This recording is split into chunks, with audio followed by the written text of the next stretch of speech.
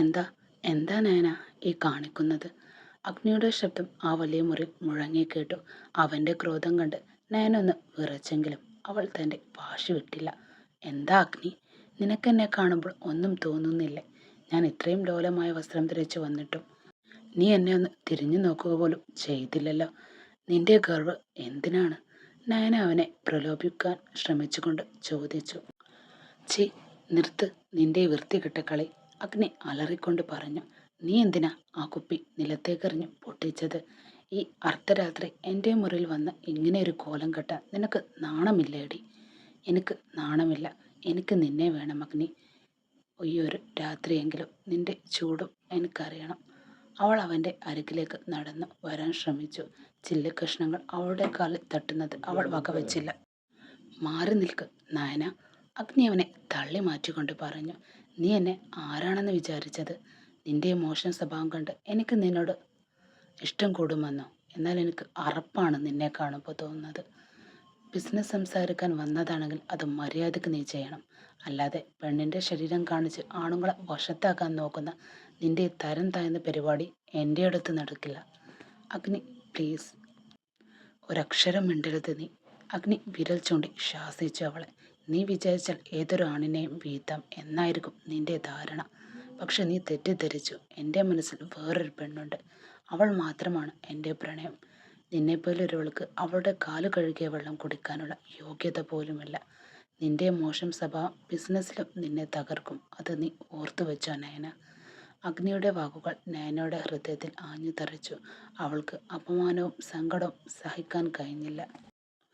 ഇപ്പോൾ തന്നെ എൻ്റെ മുറിയിൽ നിന്നും ഇറങ്ങിപ്പോകൂ. ഇനിയൊരിക്കലും നീ എൻ്റെ മുറിയിൽ വന്ന് നിൽക്കരുത്. നിന്റെ വേഷം കണ്ടാൽ ഏതൊരു മാന്യനും അറപ്പ് തോന്നും. അഗ്നി വാതിലിന് നേരെ വിരൽ ചൂണ്ടി. നയന ഒന്നും മിണ്ടാതെ തകർന്നു പോയ ചില്ലക്കഷ്ണങ്ങളുടെ ചോര ഒലിച്ചുകൊണ്ട് മുറിയിൽ നിന്നും ഓടിയിറങ്ങി. അഗ്നി വലിയ ഒരു നെടുവീർപ്പിട്ടു. അവൻ കയ്യിലിരുന്ന ടവൽ മുറുക്കി പിടിച്ച് ജനലരികിലേക്ക് നടന്നു. ദുബായിലെ ആകാശ കാഴ്ചകൾ അവന് മുന്നിൽ മങ്ങിത്തുടങ്ങി.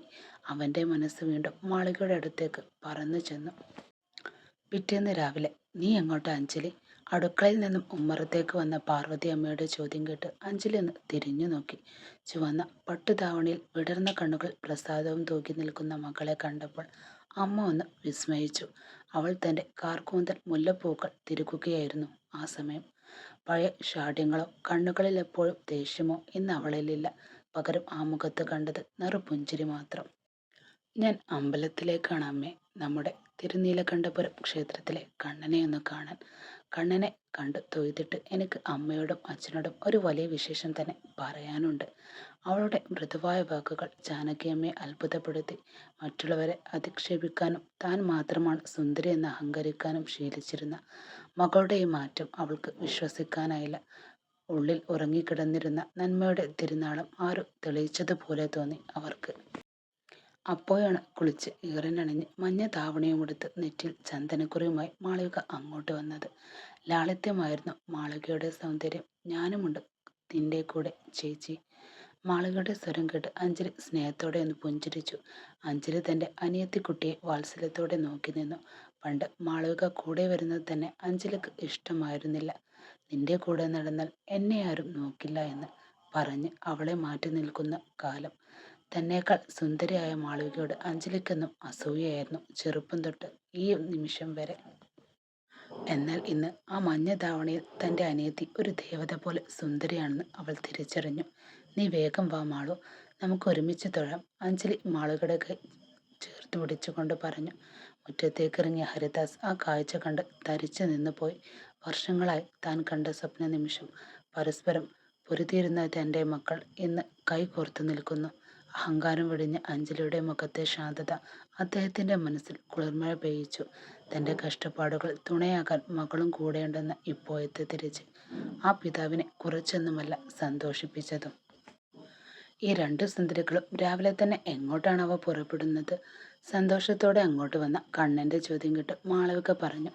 ഞങ്ങൾ അമ്പലത്തിൽ പോയി വരാം കണ്ണ, ആ തിരുനീലകണ്ഠപുരത്തെ മായക്കണ്ണനെ ഒന്ന് കാണാൻ. അഞ്ജലിയുടെ മാറ്റത്തിൽ കണ്ണനും അതിയായി സന്തോഷിച്ചു. അവൻ തൻ്റെ ബൈക്ക് സ്റ്റാർട്ട് ചെയ്തു. എന്നാൽ പിന്നെ വൈകിക്കേണ്ട, ഇന്ന് നിങ്ങളുടെ സാരഥി ഞാൻ തന്നെയാകാം. രണ്ടുപേർക്കും ബൈക്കിലെത്തി കണ്ണ് തിരുനീലകണ്ഠപുരത്തെ ക്ഷേത്രത്തിലേക്ക് വണ്ടി തിരിച്ചു. അവർ പോകുന്നത് നോക്കി നിൽക്കുമ്പോൾ ഹരിദാസിന്റെയും പാർവതിയമ്മയുടെയും മനസ്സൊന്ന് ശാന്തമായി. തൻ്റെ ഭാര്യയുടെ അതേ അഹങ്കാരവും അസൂയയും സ്വഭാവമായി ലഭിച്ചവരായിരുന്നു അഞ്ജലി. കൂടപ്പിറപ്പിനെ പോലും ശത്രുവായി കണ്ടവൾ. എന്നാൽ എന്നവൾ എല്ലാവരെയും പ്രാണനായി സ്നേഹിക്കുന്നു. സ്നേഹത്തിന്റെ മന്ത്രം ജപിക്കുന്ന ആ രണ്ട് പെൺകുട്ടികളും തിരുനീലകണ്ഠപുരത്തെ നടപ്പന്തലിലേക്ക് കാലെടുത്ത് വെക്കുമ്പോൾ അമ്പലത്തിലെ മണിനാഥം അപ്പോഴും മുഴങ്ങിക്കേട്ടിരുന്നു. അത് കേവലം ഒരു പ്രാർത്ഥനയോടായിരുന്നില്ല, മറിച്ചൊരു കുടുംബത്തിന്റെ വീണ്ടെടുപ്പിന്റെ ശങ്കുലിയായിരുന്നു. അമ്പലത്തിന്റെ സോപാന പടികൾക്കരികെ നിന്ന് അഞ്ജലി തൊഴുതു. അവളുടെ മിഴികൾ വിഗ്രഹത്തിൽ തറഞ്ഞു നിന്നു. ഉള്ളിൽ 1000 ആശങ്കകളുടെ തിരത്തള്ളലായിരുന്നു. അവൾ മനമുരുകി പ്രാർത്ഥിച്ചു പോയി. കണ്ണ, ഈ ജോലി എനിക്ക് അത്രമേൽ പ്രിയപ്പെട്ടതാണ്. ആർഎം ഗ്രൂപ്പ് എന്ന വലിയ സാമ്രാജ്യത്തിലെ ആ ഉയർന്ന പദവി എനിക്ക് തന്നെ ലഭിക്കണേ. എൻ്റെ കഴിവിനേക്കാൾ നിന്റെ കൃപയാണ് എനിക്ക് വലുത്. അഗ്നിയുടെ കമ്പനിയെ പോലെ തന്നെ പ്രശസ്തിയുടെ കൊടുമുടിയിൽ നിൽക്കുന്ന ആ സ്ഥാപനത്തിന്റെ ഒരിടം കണ്ടെത്തുക എന്നത് ഇപ്പോൾ അഞ്ജലിയുടെ ജീവിത ലക്ഷ്യമായി മാറിപ്പോയി.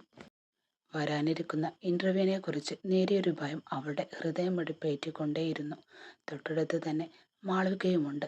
അവളുടെ പ്രാർത്ഥന വ്യത്യസ്തമായിരുന്നില്ല. കണ്ണുകളടച്ച് കൈകൾ കൂപ്പി അവളും മന്ത്രിച്ചു.